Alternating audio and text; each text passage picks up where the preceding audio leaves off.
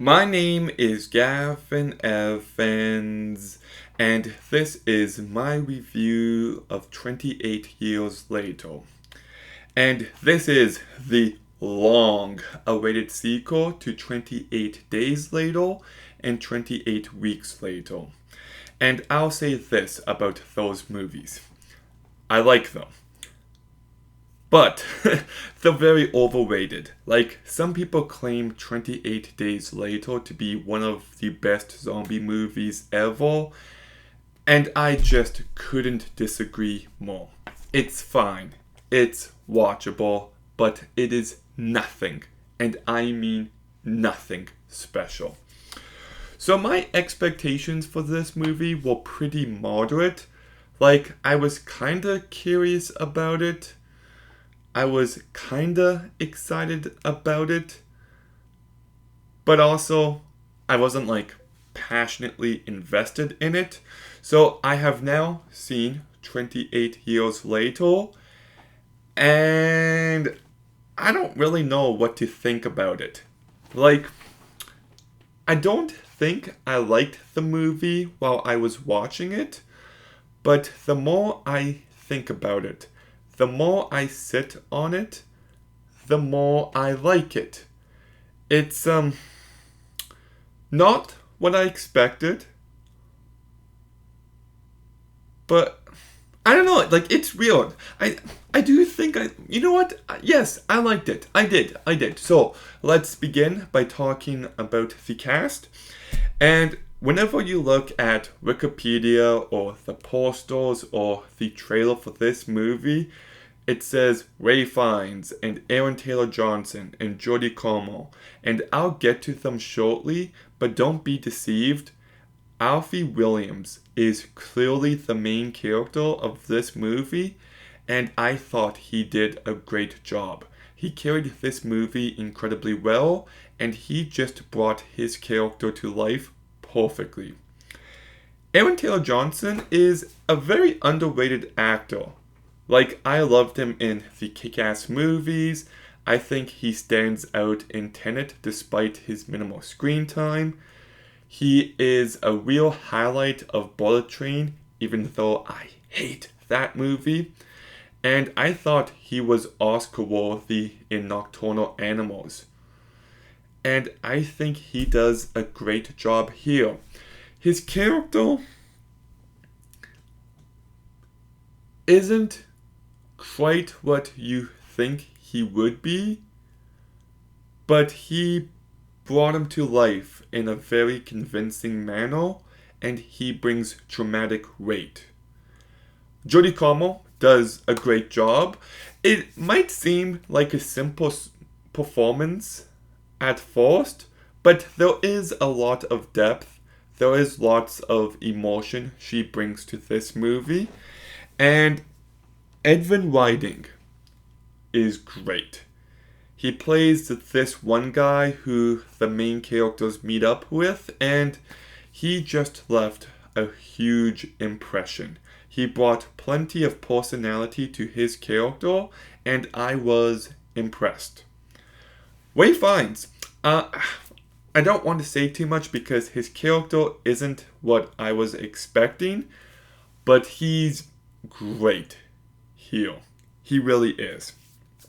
And Jack O'Connell, I'll say this. He is barely in the movie, and I look forward to seeing more of him in in the sequel. If you know, you know. But the cast is actually quite great here, and I do think this movie is well directed by Danny Boyle.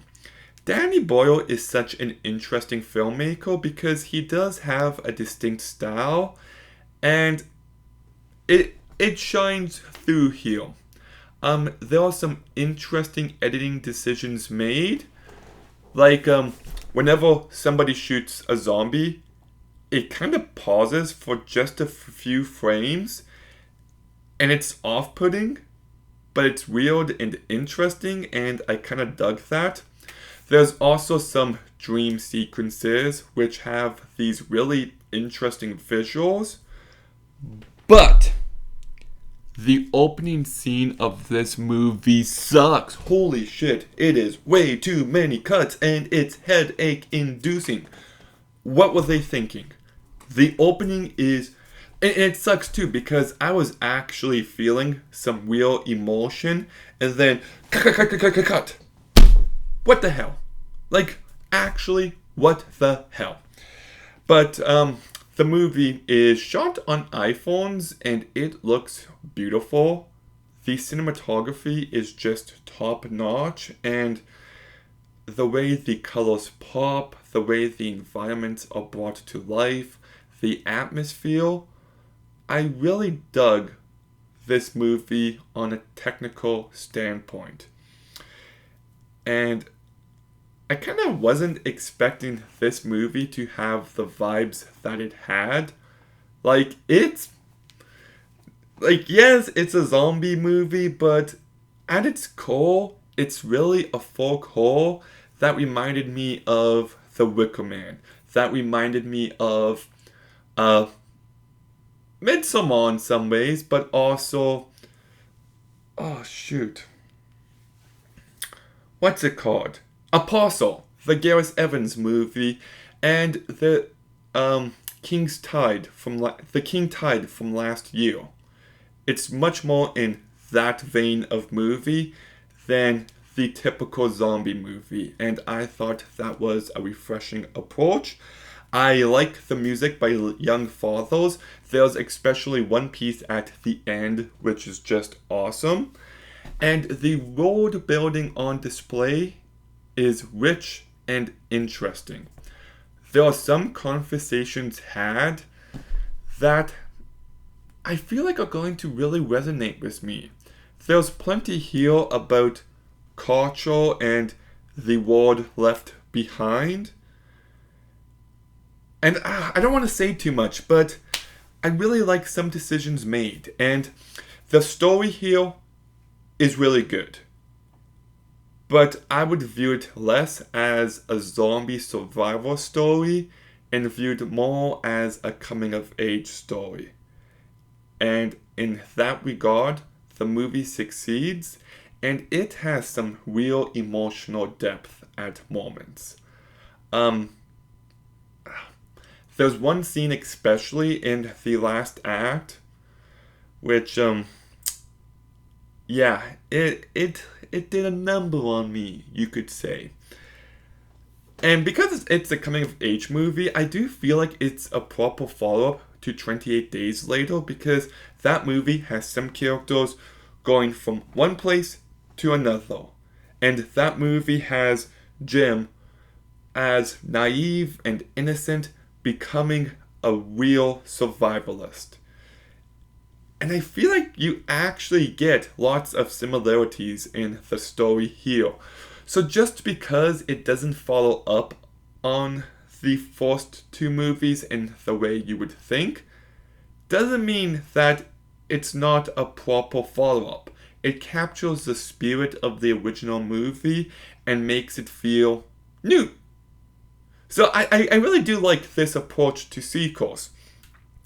I also do like how brutal and graphic this movie can be at times. There is some gnarly moments, but I would have liked there to be more. Lots of horror movies coming out these days aren't scary. I want scary horror movies again. I want tension.